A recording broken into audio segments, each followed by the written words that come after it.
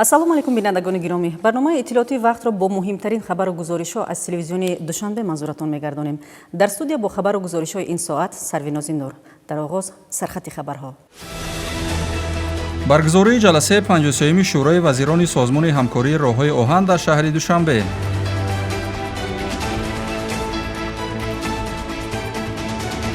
душанбе мизбони форуми байналмилалии ҳизбҳои сиёсӣ. ташкили ин ҳамоиш зери унвони ҳизбҳои сиёсӣ ва уфуқҳои нави ҳамкорӣ. муқовимат ба экстремизм ва терроризм дар ҷумҳурии Тоҷикистон. ҷанбаҳои илмии пешгирии он. баргузории конфронси илмии амалӣ бахшида ба 35-солагии истиқлоли давлатии ҷумҳурии Тоҷикистон.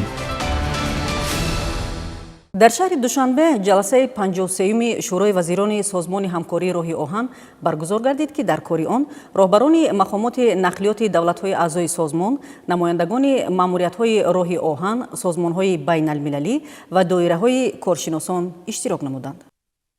дар шаҳри Душанбе ҷаласаи 53-юми шӯрои вазирони созмони ҳамкории роҳҳои оҳан баргузор гардид, ки дар кори он сарвазири ҷумҳурии Тоҷикистон Қоҳир Расулзода, роҳбарони мақомоти нақлиёти кишварҳои аъзои созмон, намояндагони маъмуриятҳои роҳи оҳан, созмонҳои байналмилалӣ ва доираҳои коршиносон иштирок намуданд. ҳамоиши мазкур ба 70-солагии таъсисёбии созмони ҳамкории роҳҳои оҳан бахшида шуда, ҳамчун майдони муҳими баррасии масъалаҳои рушди ҳамкориҳои байналмилалӣ дар соҳаи нақлиёти роҳи оҳан арзёбӣ гардид. ҳадаф аз баргузории чунин ҷаласаҳо, яъне иштироки роҳбарони роҳҳои оҳани ин созмон беҳтару хубтар намудани фаъолияти интиқоли бору мусофир ва ба нақшагирии дурнамои рушди ин созмон мебошад. тибқи таҳлилҳо айни замон ҳаҷми боркашонии тавассути нақлиёти роҳи оҳан ҷумҳурии Тоҷикистон сол ба сол зиёд гардидааст. яъне дар соли 2025 ҳаҷми боркашонӣ ба 6,7 миллион тонна расонад. яъне нисбат ба соли гузашта ҳаҷми боркашони байналмилалӣ 16% зиёд гардид. инчунин ҳаҷми мусофирбарии байналмилалӣ низ бояд қайд намуд, ки тавассути нақлиёти роҳи оҳан 70% борҳои воридотии содиротӣ ба ҷумҳурии Тоҷикистон амалӣ карда мешавад. зимни ҷаласа таъкид гардид, ки созмони ҳамкории роҳҳои оҳан дар тӯли 7-10 сола барои таҳкими робитаҳои иқтисодию тиҷоратии давлатҳои Аврупо ва Осиё, рушди ҳамлу нақли байналмилалӣ, такмили заминаҳои ҳуқуқӣ ва густариши долонҳои нақлиётӣ саҳми арзишманд гузоштааст. иштирокчиён натиҷаҳои фаъолияти созмонро дар соли 2025 ҷамъбаст намуда, масъалаҳои марбут ба сиёсати нақлиётӣ, рушди инфраструктури роҳи оҳан, такмили санадҳои меъёрию ҳуқуқӣ ва татбиқи лоиҳаҳои муштаракро мавриди баррасӣ қарор доданд. дар доираи ҷаласа ҳамчунин масъалаҳои баланд бардоштани сатҳи омодасозии кадрҳои соҳавӣ, ҷорӣ намудани технологияҳои муосир, рақамикунонии равандҳои хизматрасонӣ ва рушди ҳамкориҳои бисёрҷониба дар самти ҳамлу нақли байналмилалӣ тавассути нақлиёти роҳи оҳан муҳокима гардиданд. Мы сегодня рассмотрели развитие трансевразийских коридоров, подчеркнули о том, что необходимость правовой закрепленности как грузовых перевозок, так и пассажирских перевозок, нашли общее, подчеркиваю, общее решение только для развития наших экономик. таъкид шуд, ки ҷумҳурии Тоҷикистон таҳти сиёсати созандаи роҳбарияти олии мамлакат ба рушди инфраструктури нақлиётӣ ва тақвияти робитаҳои транзитӣ минтақавию байналмилалӣ аҳамияти махсус дода, барои татбиқи ташаббусҳои ба ҳамгироии нақлиётӣ нигаронидашуда пайваста тадбирҳои муассир меандешад. Она, так как господин премьер-министр сказал, будет развивать свои перевозки в трансконтинентальном направлении. Он сказал тоже о коридоре Китай, Таджикистан, Узбекистан, Туркменистан, и Иран, и Турция, Западную Европу. Но намерения, связанные с новыми современными технологиями или цифровизация перевозок, или внедрение электронной накладной СМГС, не только ЦИМ СМГС, о которой говорил господин генеральный секретарь Транссека, это самое главное. Мы там участвуем и думаем, что Средняя Азия, которой частью является Таджикистан, это самая крупная часть для нашей организации. интизор меравад ки натиҷаҳои ҷаласаи 53-ми шӯрои вазирони созмони ҳамкории роҳҳои оҳан ба таҳкими ҳамкориҳои байналмилалӣ, рушди долонҳои нақлиёти Авроосиё, баланд бардоштани рақобатпазирии соҳаи нақлиёт ва таъмини рушди устувори ҳамлу нақли роҳҳои оҳан мусоидат намояд. 11 июн таҳти раёсати сарвазири ҷумҳурии Тоҷикистон раиси шӯрои нозирони ҷамъияти саҳомии кушодаи нерӯгоҳи барқи обии Роғун Қоҳир Расулзода маҷлиси умумии солонаи саҳмдорони ин иншооти бузурги аср баргузор шуд. Дар маҷлис аъзои шӯрои нозирон ситоди ҷумҳуриявӣ оид ба сохтмон ва ба истифода супурдани иқтидорҳои нерӯгоҳ, котиботи шӯрои нозирон, саҳмдорон ва роҳбарияти вазорату идораҳо иштирок намуданд. 11 июн таҳти раёсати сарвазири ҷумҳурии Тоҷикистон раиси шӯрои нозирони ҷамъияти саҳомии кушодаи нерӯгоҳи барқии обии Роғун Қоҳир Расулзода маҷлиси умумии солонаи саҳмдорони ин иншооти бузурги аср баргузор гардид. дар он аъзои шӯрои нозирон ситоди ҷумҳуриявӣ оид ба сохтмон ва ба истифода супурдани иқтидорҳои нерӯгоҳ, котиботи шӯрои нозирон, саҳмдорон ва роҳбарияти вазорату идораҳо иштирок намуданд. дар рӯи рӯзнома 9 масъала аз ҷумла ҳисоботи директори генералии ҷамъияти саҳомии кушодаи нерӯгоҳи барқии обии Роғун вобаста ба фаъолияти ҷамъият дар соли 2025, масъалаи зиёд намудани сармояи оиномавӣ, ҳисоботи комиссияи тафтишотӣ, хулосаи аудитор барои соли 2025, интихоби аъзои шӯрои нозирон ва аъзои комиссияҳои тафтишотӣ ва ба ҳисобгирии ҷамъияти саҳомии кушодаи нерӯгоҳи барқии обии Роғун баррасӣ гардиданд.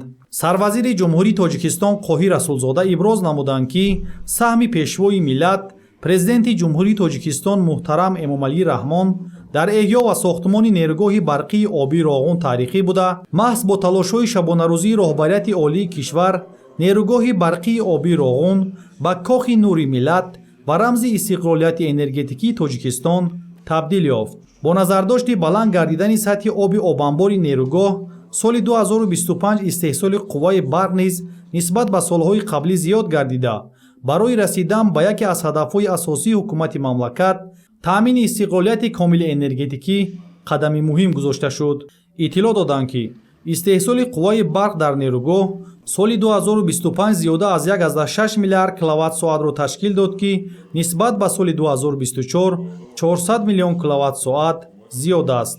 таъкид гардид, ки ҳукумати кишвар ҳамасола аз ҳисоби буҷети давлатӣ барои сохтмони нерӯгоҳи барқии обии Роғун маблағҳои заруриро пешбинӣ менамоянд. танҳо соли 2025 барои идомаи корҳои сохтмонӣ аз ҳисоби ҳамаи сарчашмаҳо зиёда аз 8,2 миллиард сомонӣ равона гардидааст. дар идома аъзои шӯрои нозирони ҷамъияти саҳомии кушодаи нерӯгоҳи барқии обии Роғун дар ҳайати 13 нафар ва комиссияи тафтишотии ҷамъият иборат аз 5 нафар тасдиқ гардиданд. ҳамчунин вобаста ба масъалаҳои баррасӣ гардида қарорҳои дахлдор қабул карда шуданд.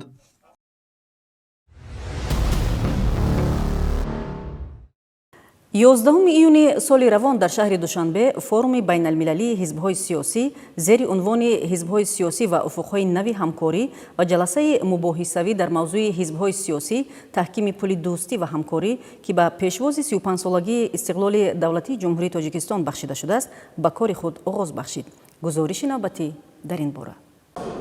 дар кори форуми байналмилалии ҳизбҳои сиёсӣ ва уфуқҳои нави ҳамкорӣ, ки дар шаҳри Душанбе оғоз гардид, муовини якуми раиси ҳизби халқи демократии Тоҷикистон Маликшо Неъматзода, мушовири калони бахши ёрдамчии президенти ҷумҳурии Тоҷикистон оид ба рушди иҷтимоӣ ва робита бо ҷомеа Абдуллозода Масрур, раиси фраксияи ҳизби халқи демократии Тоҷикистон дар парламент, вакили маҷлиси намояндагони Маҷлиси олии ҷумҳурии Тоҷикистон Ҳакимзода Шариф, роҳбарият ва намояндагони ҳизби умумии Россиягии Единая Россия, ҳизби коммунистии ҷумҳурии мардумии Чин, ҳизби сиёсии ҷумҳурии Беларус, ҳаракати тадбиркорон ва коршиносон, ҳизби либерал-демократии Ӯзбекистон, ҳизби Йени Азербайҷани Озарбойҷон, кормандони масъули маркази тадқиқоти стратегӣ назди президенти ҷумҳурии Тоҷикистон, кормандони Академияи миллии илмҳои Тоҷикистон, кормандони дастгоҳи кумитаи иҷроияи марказии ҳизби халқи демократии Тоҷикистон, раисони кумитаҳои иҷроияи ҳизб дар вилоятҳо ва шаҳру ноҳияҳо, роҳбарони ташкилоти ибтидоии ҳизбӣ اعضای تشکیلات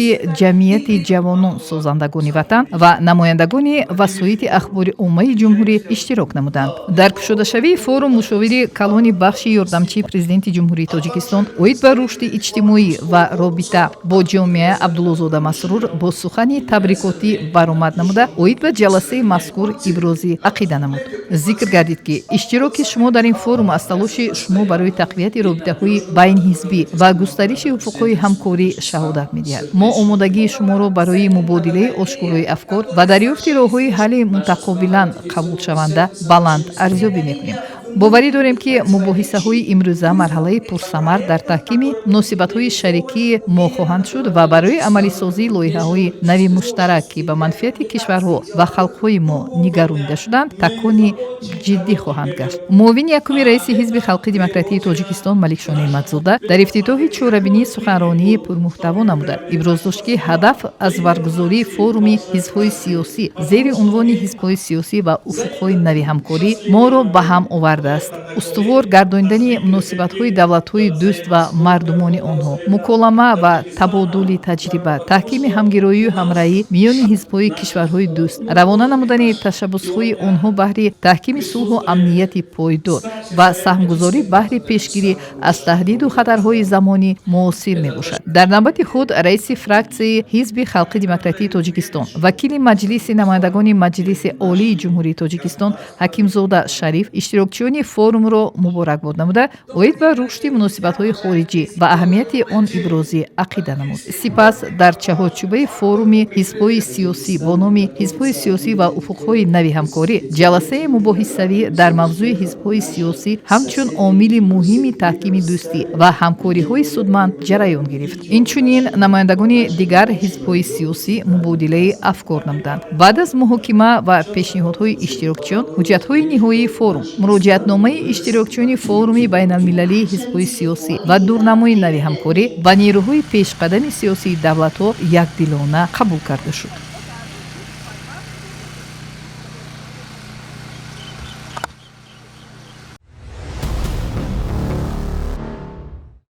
پدیده ننگاور تروریسم و اکستریمیسم به جان انسان‌ها، ارزش‌های ملی، وحدت و یگانگی، رشد اقتصادی و اجتماعی کشورها تأثیر منفی می‌رساند.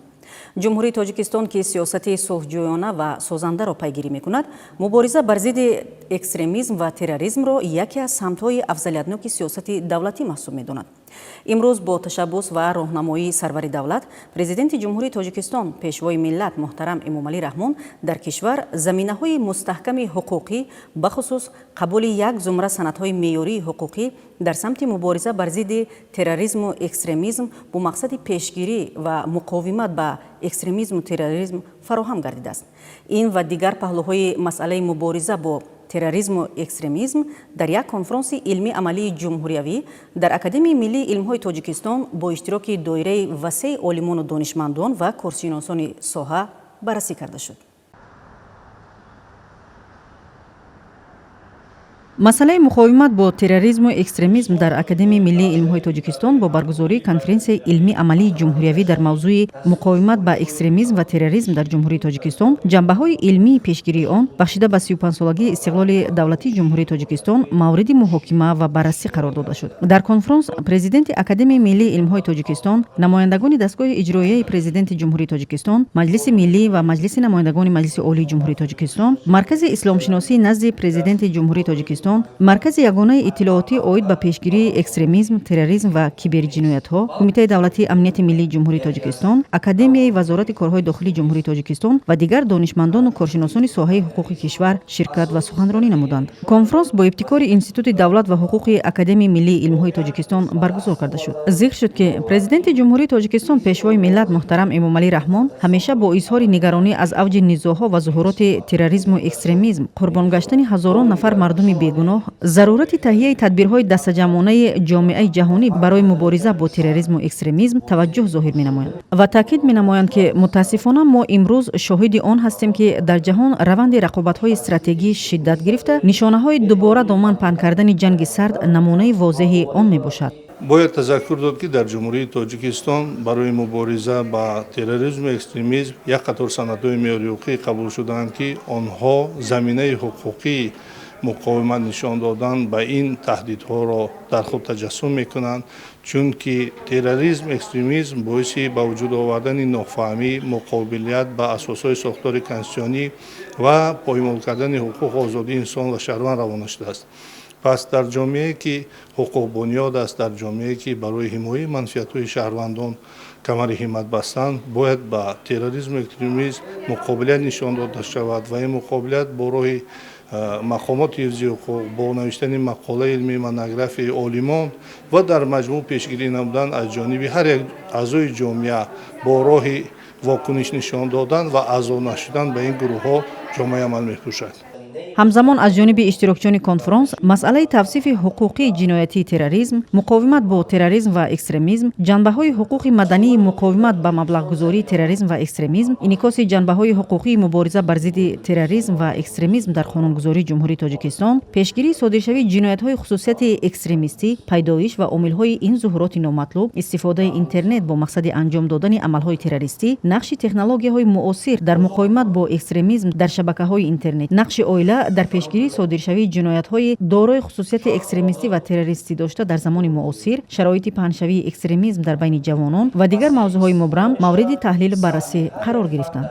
агар имрӯз мо кулли муқаррароти қонунгузориро оид ба муқовимат ба терроризм ва экстремизм мавриди омӯзиш қарор диҳем, мебинем ки як қатор чораҳои мушаххас барои пешгирӣ намудан ё муқовимат нишон додан ба ин амалҳои ҷаҳонии хатаровар ҷой доранд. аз ҷумла қабул шудани санадҳо ба монанди қонунҳо, стратегияҳо, барномаҳои давлатӣ ки дар онҳо механизмҳои ҳуқуқӣ таъсиррасонӣ, пешгирӣ ва ба ҷавобгарии ҷиноятӣ кашидани нафароне ки ба ин амалҳо даст мезананд ҷой дода шудааст. дар баробари ин роҳи дигари мушаххас ин таблиғу ташвиқ аст ки тавассути шабакаҳо аз ҷумла шабакаҳои давлатӣ, хусусӣ, телевизион, радио, воситаи ахбори оммаи дигар маълумотҳои дақиқ дода мешавад ки ҳамин амалҳо чӣ гуна ба арзишҳои миллӣ, ҳуввияти миллӣ зарба мерасонанд ва метавонанд ки ба ноустувор гардидани сулҳу суботу ваҳдати миллӣ таъсиррасон бошанд. ва сеюм, чоп намудани китобҳо, монографияҳо, мақолаҳои илмӣ ки дар он ҳам хатарҳо нишон дода мешаванд, ҳам роҳҳои пешгирии он мушаххас нишон дода мешаванд ва ҳам чораҳо барои омӯзиши таҷрибаи давлатҳои хориҷӣ дар муқовимат бо ин амалҳо нишон дода мешаванд. яъне имрӯз маҷмӯи амалҳову мақомоту чораҳое дахл доранд ки онҳо ҳама равона шуданд ба муқовимат ба терроризму экстремизм.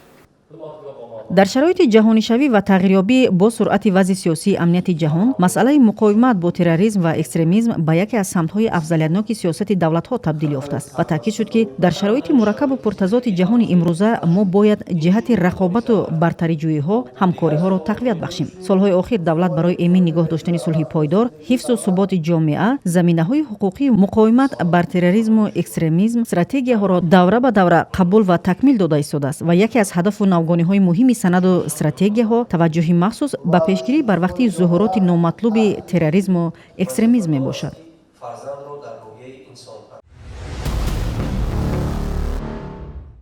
ҳукумати ҷумҳурии Тоҷикистон дар баробари дигар самтҳо соҳаи соҳибкориро ҳамчун самти афзалиятноки иқтисодиву иҷтимоӣ ва асоси муваффақият қарор додааст ки татбиқи дастуру самараноки он барои рушди соҳибкорӣ замина мегузорад. дар асоси нақшачорабиниҳои мақомоти прокуратура дар пойтахт пайваста бо соҳибкорон мулоқоту вохӯриҳои судманд ташкил карда мешавад. гузориш дар ин бора. бо мақсади беҳтар намудани фаъолияти соҳибкорӣ дар кишвар пайваста чораву тадбирҳои судманд амалӣ карда мешавад. зимнан мувофиқ ба дастуру ҳидоятҳои созандаи президенти ҷумҳурии Тоҷикистон пешвои миллат муҳтарам Эмомалӣ Раҳмон бо мақсади дастгирӣ ва рушди соҳибкорӣ дар мамлакат пайваста мулоқоти намояндагони мақомоти прокуратура бо соҳибкорон созмон дода мешавад. ин навбат дар бозори Корвон кормандони мақомоти прокуратураи шаҳри Душанбе, кормандони прокуратураи ноҳияи Фирдавсии пойтахт бо соҳибкорону фурӯшандагон мулоқот анҷом доданд. зимни мулоқот ҳолати риоя ва иҷрои қонунҳои ҷумҳурии Тоҷикистон дар бораи мораторӣ ба санҷишҳои фаъолияти субъектҳои соҳибкорӣ ва дар бораи ҳимоя ва дастгирии давлатии соҳибкорӣ از جانب مقامات نظارتی و سنجشی در سالهای 2024-2025 و 3 ماهه اول سال 2026 مورد بررسی شرکتداران قرار گرفت. گفته شد که این ملاقات در دوره دستگیری دولتی و صاحبکاری صورت گرفته، ضمن آن وابسته به فعالیت بخش خصوصی و امکانات فراهم کرده حکومت جمهوری تاجیکستان در این سمت اظهار نظر کرده شد. تاکید گردید که طی سالهای صاحب استقلالی برای فعالیت صاحبکاری در کشور شرایط ضروری فراهم آورده شده، این سمت با قبول و عملی سازی برنامه و امتیازهای زیاد رشد یافته است. همزمان دایر به سنجش‌های بی اساس برخی ساختار و مقامات اندیشه‌رانی صورت گرفته، از تاجران دعوت شد که با مقصد پیشگیری چنین حالت‌ها همکاری را با مقامات پروکراتورای ناحیه جانب نمایند. مسئله تازگی و رعایت پوشیدن لباس ملی و ارزگذاری به آن از موضوعهای دیگری صحبت نمایندگان پروکراتور با صاحبکاران بازاری کاروان بود. ابراز شد که صاحبکاران و سوداگران را ضرور است که با فعالیت پرثمر خود باید در اجرای برنامه‌های سازندگی و بنیادکاری سهم شایسته داشته باشند. تذکر باید داد که چنین تدبیرها منتظم راه‌اندازی گردیده، صاحبکاران می‌توانند پیوسته به مقامات پروکراتور حاضر شوند و عرض شکایت، پیشنهاد و ایرادهای خویش را به خاطر رشد صاحبکاری در مملکت بیان نموده، به این وسیله برای بلند برداشتن شعور حقوقی و فرهنگی سهم گذارند. برای اجرای این امر، کارمندان مقامات پروکراتور شهر و ناحیه آمادگی همه‌جانبه خود را اظهار نمودند. با مقصد تطبیق سیاست دولتی در سمت بلند برداشتن مقام زنان در جامعه و رشد فعالیت صاحبکاری آنها در شهر دوشنبه میزی مدور تحت عنوان رشد صاحبکاری زنان در پایتخت برگزار گردید. شرح بیشتر در تهیه همکارانمان. میزی مدور تحت عنوان رشد صاحبکاری زنان در پایتخت در دایره نقشه چاره‌بینی‌های مقامات اجرایی حکومت دولتی شهر دوشنبه برای سال‌های 2026-2030 اوید به عملی سازی استراتژی ملی فعالگردانی نقش زنان در جمهوری تاجیکستان برای سال‌های 2021-2030 و با تشبث ریاست کاربازان و عائله شهر دوشنبه راه اندازی گردید. در کار آن نمایندگان مقامات دولتی، ساختارهای داخلدار، مؤسسه‌های مالیوی، زنان صاحبکار، فعالان جامعه شهروندی و دیگر شخصان مسئول اشتراک نمودند. ضمن چاره‌بینی مسائل‌های وابسته به رشد صاحبکاری زنان، بلند برداشتن ملکه‌های اداره‌کنی تجارت، دستگیری تشبث‌های اقتصادی زنان و جلب آنها به فعالیت صاحبکاری مورد محاکمه قرار گرفتند. ذکر گردید که سالهای اخیر با دستگیری رهبریت عالی مملکت برای زنان و دختران امکانات‌های وسیع جهت اشتراک در حیات اقتصادی و اجتماعی کشور فراهم آورده شدند.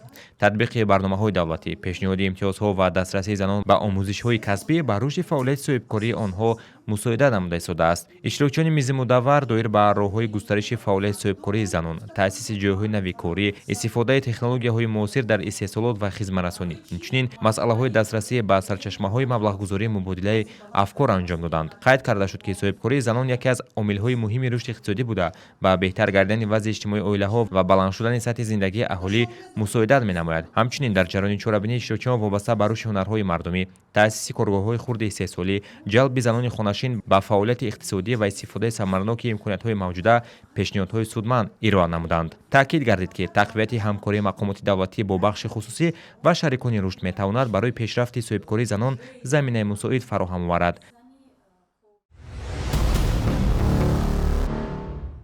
استادان و دانشجویان فیلیال دانشگاه دولتی مسکو به نام لمناسوف در شهر دوشنبه از روز وحدت ملی با صمیمیت خاص و با برگزاری یک چاره‌بینی سیاسی فرهنگی خوب و خاطرمان استقبال گرفتند. چون این روز فرخنده تقدیر ملت تاجیک را به راه نیک و درخشان راهنمون ساخته، تقدیر دیر انتظار ملت تاجیک را حل نمود. گزارش در این باره آماده گردیده است. در تاریخ دولت و ملت‌های جهان رویداد و صحنه‌های مهمی هستند که اهمیت و مقام و منزلت آنها با گذشت سالها همچون ثروت ملی بلندتر می‌گردند و مردم را با احترام و ارجگذاری و حفظ و گسترش این دستاورد و بازیافت گرانبها هدایت و راهنمایی می‌سازند. برای خلق تاجیکستان روز وحدت ملی از جمله چنین صحنه تاریخی و تقدیرساز به حساب می‌رود. برای تجلیل سزاوار این صحنه تاریخی در فیلیال دانشگاه دولتی مسکو به نام لمناسوف در شهر دوشنبه چاره‌بینی زیبای سیاسی فرهنگی دایر گردید. در آغاز چاره‌بینی رهبریت این مؤسسه تعلیمی اهمیت این صحنه سرنوشت‌ساز را در تحکیم دولتداری ملی، رشد جامعه و تامین زندگی آسایشته شهروندان تاکید نمود. قید گردید که وحدت ملی یکی از بزرگترین دستاوردهای دوران صاحب استقلالی تاجیکستان بوده، محض به شرافت صلح و آرامی و همدیگر فهمی ملی کشور ما توانست راه رشد و پیشرفت را پیش گرفته در عرصه سیاسی، اقتصادی، اجتماعی، علمی و فرهنگی به نتیجه های نظررس نائل گردد. امروز ما در یک عرفه مهمترین و مقدسترین جشن‌های دولتی جمهوری تاجیکستان روز وحدت ملی قرار داریم. این صحنه تنها رمزی صلح و ثبات، یکدیگر فهمی و سرجمی مردم تاجیک می باشد. نقش اساسی رو در این روند پیشوای ملت محترم امامعلی رحمان می باشد، چون که محض اراده قوی و تلاش های پیگیرانه توانستند که ما صلح رو به دست آوریم و برای دولت تاجیک این تنها یک مفهوم سیاسی نیست وحدت ملی، بلکه این نشانداد مسئولیت بلند شهروندی باید باشد، هم دیگر فهمی و همزیستی باشد. اشتراکچیان همایش ابراز داشتند که در سالهای برای ملت تقدیرساز محض اراده قوی، خرد سیاسی و تلاش‌های پیوسته پیشوای ملت باعث گردیدند که مذاکرات صلح تاجیکان با موفقیت انجام یابد. در رفت همایش معروضه‌های علمی و برآمدهای تحلیلی پیشنهاد گردیده مسائل مربوط به اهمیت وحدت ملی در رشد دولتداری، تحکیم ثبات سیاسی، تربیت نسل جوان در روحیه وطن‌دوستی و حفظ ارزش‌های ملی مورد بررسی قرار گرفتند. برآمدکنندگان تاکید نمودند که تجربه صلح تاجیکان در تاریخ نوین بشر پدیده نادر و بی سابقه به حساب رفته، همچون نمونه موفق حل نزاع‌های داخلی از جانب سازمان‌های بین‌المللی و کشورهای گوناگون جهان مورد آموزش و استفاده قرار گرفته است. قسمت دوم چاره‌بینی به برنامه فرهنگی بخشیده شده دسته هنری فیلیال دانشگاه دولتی مسکو به نام لمنوسف در شهر دوشنبه برای حاضرین برنامه جالب فرهنگی فراغتی را پیشنهاد نمود. سرودهای وطن دوستانه، ترانه‌های ملی و صحنه‌های ادبی فضای ایدانه و روحیه اشتراکچیان را بالیده گردانیدند.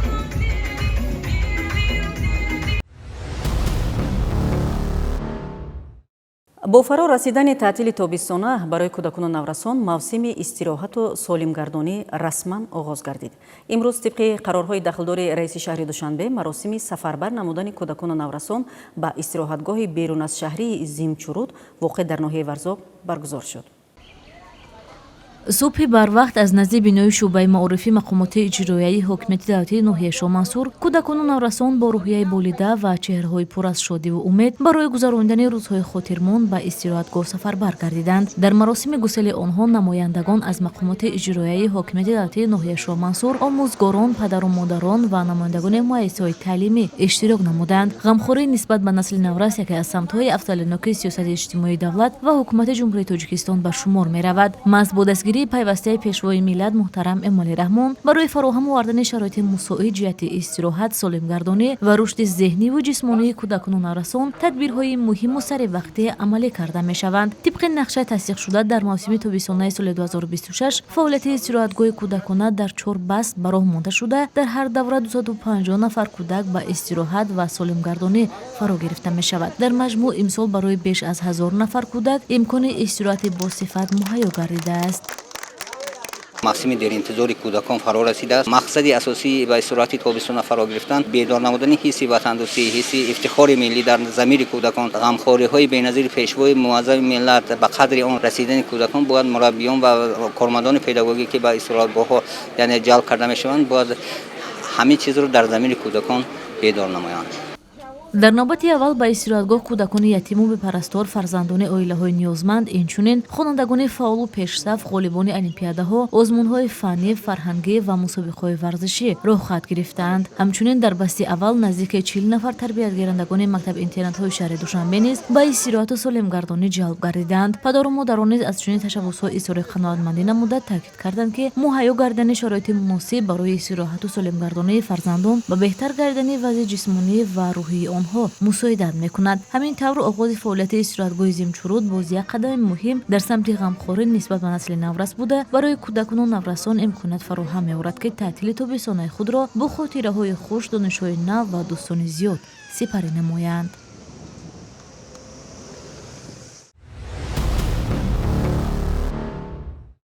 шуруъ аз 11 июн дар истироҳатгоҳҳои берун аз шаҳри шарораи ноҳияи исмоили сомонӣ ва зимчуруди ноҳияи шоҳмансури пойтахт басти якуми истироҳати тобистонаи кӯдакону наврасони муассисаҳои таълимии шаҳри душанбе оғоз гардид ки то 25 июни соли 2026 идома меёбад. гузориш дар ин бора.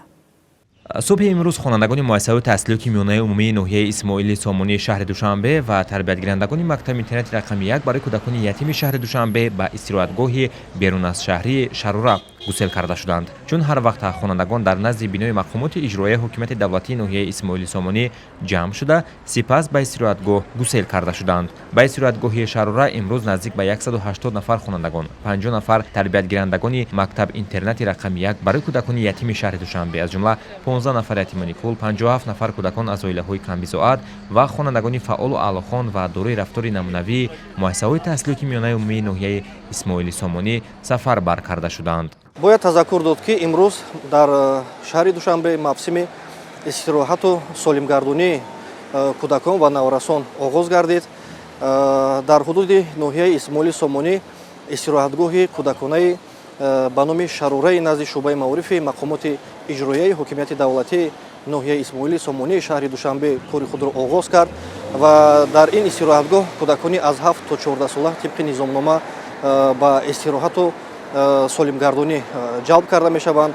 бояд қайд кард ки барои омода кардани шароити хуб барои истироҳати кӯдакон имрӯз аз ҷониби мақомоти иҷроияи ҳокимияти давлатии ноҳияи исмоили сомонӣ бо маблағҳои муайяни ҷудо гардида тамоми шароитҳо дар ин истироҳатгоҳҳо таъмин карда шуданд. истироҳатгоҳ аз тамоми санҷишҳои санитарӣ зидди сӯхтор ва дигар барои таъмин намудани бехатарӣ ва фароғати хуби кӯдакон таъмин карда шуданд. албатта бояд қайд намуд ки шӯъбаи маърифи ноҳияи исмоили сомонӣ дар ҳамкорӣ бо дигар ниҳодҳои давлатӣ барои таъмин намудани шароити хуб барои давраи солимгардонӣ ва истироҳати кӯдакон дар ҳамкорӣ шароитро пурра таъмин кардаанд. ҳамин гуна наздик ба 180 нафар хонандагон ба сӯи истироҳатгоҳи берун аз шаҳрии шарора раҳсипор гардиданд. ёдовар мешавем ки бо қарори раиси шаҳри душанбе муҳтарам рустами эмомалӣ нақшаи чорабиниҳои мақомоти иҷроияи ҳокимияти давлатии шаҳри душанбе оид ба омодагӣ ва ташкили истироҳати тобистонаи кӯдакон ва наврасони пойтахт тасдиқ гардид. тибқи қарори мазкур масъулин вазифадор гардида буданд ки истироҳатгоҳҳои берун аз шаҳрӣ ва майдончаҳои тандурустиву солимгардонӣ назди муассисаҳои таълимии шаҳрро бо кадрҳои роҳбарикунанда, мураббия, омӯзгор ва роҳбарони бадеию варзишӣ таъмин намуда доир ба баргузории чорабиниҳои таълимию тарбиявӣ ва фарҳангӣ ки дар баланд бардоштани сатҳи маънавиёти кӯдакону наврасон мусоидат менамоянд тадбирҳои самаранок андешанд. зимни қабули кӯдакону наврасон масъулини мақомоти иҷроияи ҳокимияти давлатии ноҳияи исмоили сомонӣ ва шӯъбаи маърифи ноҳия изҳор доштанд ки фароҳам овардани шароити мусоид барои истироҳат, солимгардонӣ ва рушди ҳамаҷонибаи кӯдакону наврасон яке аз самтҳои муҳими сиёсати иҷтимоии давлат ва ҳукумати мамлакат ба ҳисоб меравад. тибқи қарорҳои қабулшуда дар мавсими тобистони соли 2026 фаъолияти истироҳатгоҳи берун аз шаҳрии кӯдаконаи шарора дар 4 баст ба роҳ монда шуда дар ҳар баст 180 нафар кӯдак ба истироҳат ва солимгардонӣ фаро гирифта мешаванд. дар маҷмӯъ дар мавсими имсола барои фарогирии 720 нафар кӯдак шароит муҳайё гардидааст. дар истироҳатгоҳи шарора барои кӯдакон тамоми шароити зарури аз ҷумла барномаҳои фарҳангӣ, варзишӣ, маърифатӣ ва тарбиявӣ муҳайё гардида онҳо метавонанд дар муҳити солим ва бехатар истироҳат намуда вақти худро самаранок сипарӣ намоянд.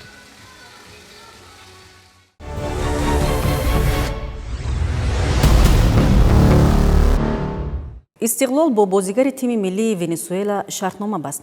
тими футзали истиқлол ҳайати худро пурзур кард. хосе григорио пахаро симанкас аз венесуэла бозигари нави даста шуд. пеш аз гузариш ба истиқлол хосе пахаро дар чемпионати ӯзбекистон бозӣ мекард ва қабл аз он дар амрикои ҷанубӣ аз ҷумла дар клубҳои венесуэла ва боливия ҳунарнамоӣ кардааст. пахаро таҷрибаи бозӣ дар сатҳи баланд дошта ба ҳайати тими миллии венесуэла даъват мешавад.